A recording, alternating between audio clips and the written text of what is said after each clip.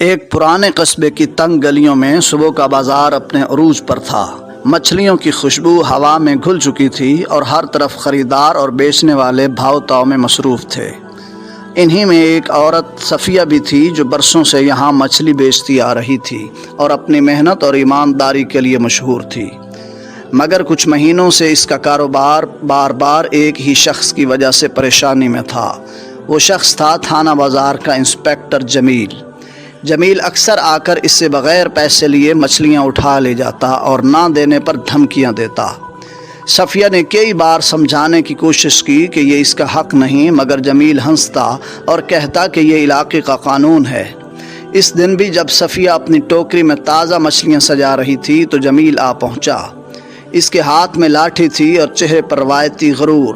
اس نے صفیہ کی ساری مچھلیوں کی طرف ہاتھ بڑھایا اور کہا، آج کا حصہ نکال۔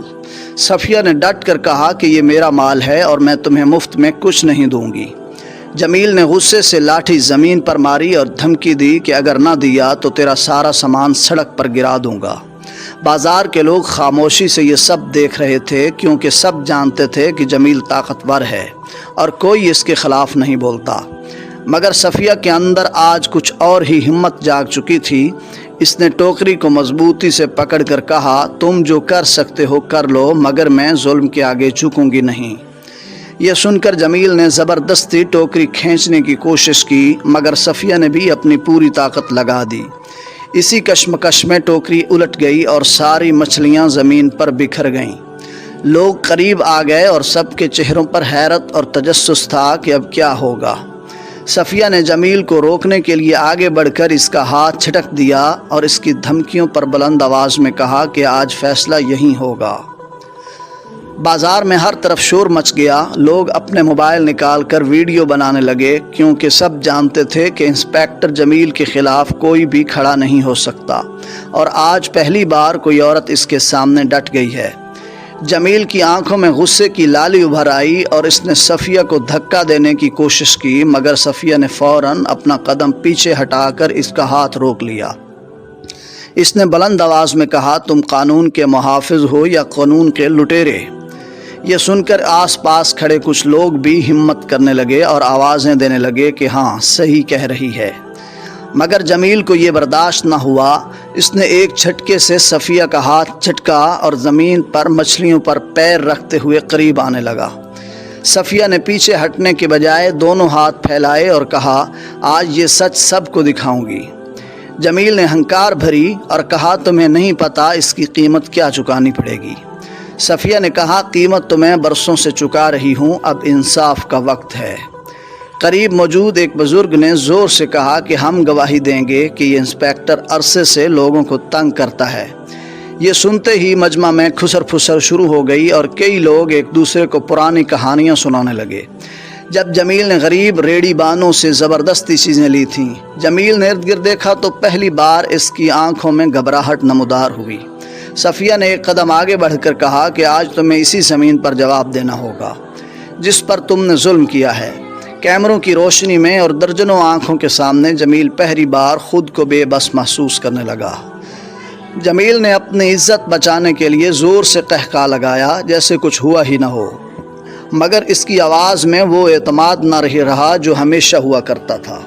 اس نے کہا، یہ سب ڈرامہ ختم کرو ورنہ میں ابھی تمہیں تھانے لے جاؤں گا۔ صفیہ نے 2 قدم آگے بڑھ کر کہا، ہاں لے جاؤ، مگر پہلے یہ بتاؤ کہ تھانے میں تمہاری کرسی کس کے پیسے سے آئی؟ تمہارا وردی کا ہر بٹن کس غریب کے خون کے پسینے سے خریدا گیا؟ یہ سنتے ہی مجمع سے تالیوں اور آوازوں کا شور اٹھا۔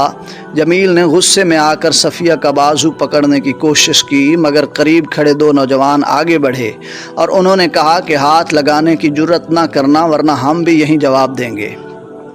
جمیل نے ایک لمحے کو پیچھے ہٹ کر ارد گرد کا جائزہ لیا اور محسوس کیا کہ حالات اس کے قابو سے نکل رہے ہیں۔ صفیہ نے موقع غنیمت جان کر زمین سے ایک مچھلی اٹھائی اور کہا، یہ وہ محنت ہے جسے تم برسوں سے لوٹ رہے ہو۔ تم نے کتنے گھروں کا چولہا بجھایا ہے اور کتنے بچوں کی روٹی چھینی ہے۔ آج یہ سب کے سامنے تمہارا حساب ہوگا۔ ایک دکاندار نے آواز لگائی کہ ہمیں سب یاد ہے جب اس نے میرے سے زبردستی سامان اٹھایا تھا۔ ایک اور عورت نے کہا کہ میرے شوہر سے بھی رشوت لی تھی۔ اب ماحول ایسا بن چکا تھا کہ لوگ ایک ایک کر کے اپنی اپنی کہانیاں سنانے لگے۔ جمیل کے ماتھے پر پسینہ آ گیا اور اس نے اپنا فون نکال کر کسی کو کال ملانے کی کوشش کی، مگر مجمع میں موجود ایک شخص نے کہا کہ اب یہ قانون کے حوالے ہوگا، اور وہ بھی عوام کے سامنے۔ صفیہ نے کہا ہاں، یہ معاملہ اب عدالت میں جائے گا، مگر پہلے یہیں اس کی تلاشی ہوگی تاکہ سب دیکھیں کہ یہ کس حال میں لوگوں کو لوٹتا تھا۔ جمیل نے آخری کوشش کے طور پر دھمکی دی کہ تم سب کو اس کی سزا بھگتنی پڑے گی، مگر اب مجمع میں ڈر نہیں رہا تھا۔ دو دکاندار آگے بڑھے اور اس کا ہاتھ پکڑ کر کہا کہ اب تمہاری دھمکیوں کا وقت ختم ہو گیا ہے۔ ایک نوجوان نے پولیس کنٹرول روم پر کال کی اور کہا کہ فوری ٹیم بھیجو، کیونکہ ایک انسپیکٹر کو عوام نے رنگے ہاتھوں پکڑ لیا ہے۔ جمیل نے خود کو چھڑانے کی کوشش کی، مگر صفیہ نے بلند آواز میں کہا کہ آج یہ سب دیکھیں گے کہ عوام جب ایک ہو جائے تو سب سے طاقتور بھی کمزور پڑ جاتا ہے۔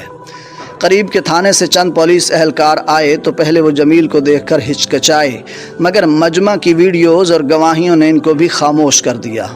صفیہ نے سب کے سامنے کہا کہ ہم صرف انصاف چاہتے ہیں اور قانون کو عزت دینا چاہتے ہیں، مگر جب محافظ ہی لٹیرے بن جائیں تو عوام کو آواز اٹھانی پڑتی ہے۔ پولیس نے جمیل کو حراست میں لے کر گاڑی میں بٹھایا تو بازار میں تالیوں کا شور گونج اٹھا۔ بچے، عورتیں اور بوڑھے سب صفیہ کی گرد جمع ہو گئے اور اسے دعائیں دینے لگے۔ ایک بزرگ نے کہا کہ بیٹی، آج تم نے سب کو سکھا دیا کہ سچ کے لیے کھڑا ہونا کیسا ہوتا ہے۔ صفیہ نے مسکرا کر کہا کہ جب تک ہم خاموش رہیں گے تب تک ظلم بڑھتا رہے گا، اور جب ایک آواز اٹھتی ہے تو 100 اور آوازیں پیدا ہوتی ہیں۔ اس دن کے بعد بازار میں کسی نے بھی جمیل جیسے کرپٹ افسر کو من مانی کرنے کی جرأت نہ دی۔ صفیہ کی ہمت کی کہانی قصبے سے نکل کر آس پاس کے شہروں تک پہنچ گئی، اور ہر کوئی کہنے لگا کہ انصاف کے لیے ایک عورت نے سب کو جگا دیا۔